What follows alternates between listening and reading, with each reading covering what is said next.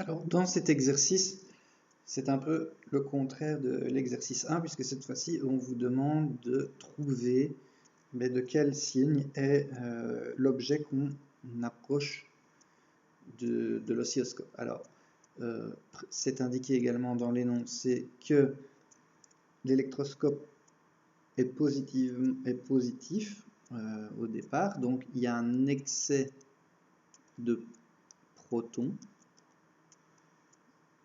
Il y a un excès de protons. Voilà, comme ceci. Et lorsqu'on approche l'objet, eh bien l'aiguille, elle diminue. Donc elle diminue, elle se rapproche de sa position d'équilibre.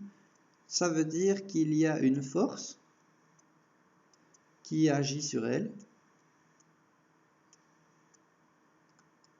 En réalité, la force est des deux côtés, mais cette partie-là est fixe, donc elle ne peut pas bouger.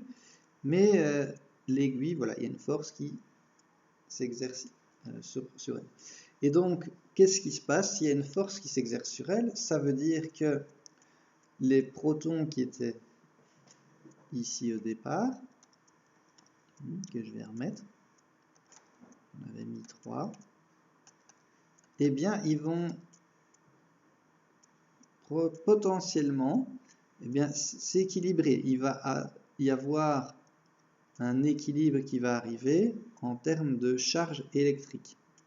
Et donc, comment est-ce possible de ramener des charges négatives en partie inférieure? Donc, en fait, l'aiguille se rapproche du centre parce que, eh bien, je ramène des moins ici.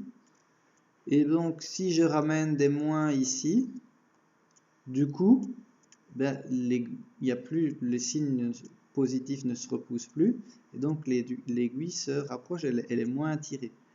Donc, comment est-ce que je peux ramener des moins ici?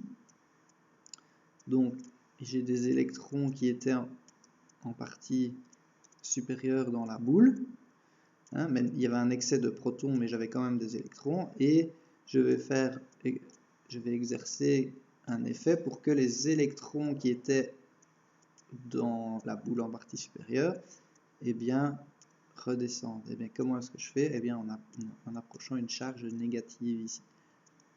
Pourquoi? Lorsque j'approche une charge négative, les électrons, il y en avait beaucoup plus ici avant, puisque il était chargé positivement.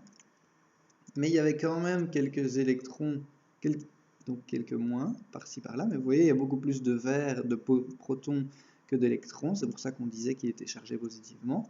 Mais il y avait tout de même quelques électrons. Et bien, si j'amène un bâton qui est chargé négativement, donc avec des électrons en excès, eh bien, les moins et moins vont se repousser. Et donc, vous voyez, les moins et moins se repoussent. Ils vont dans la partie inférieure de l'oscilloscope. Et donc, ici, les charges vont commencer à s'équilibrer, contrairement à avant, où là, elles se repoussaient. Et donc, l'aiguille s'écartait. Et bien là, comme les électrons descendent, eh bien, il y a un équilibre des charges. Et donc, la force de répulsion est moindre et l'aiguille se rapproche.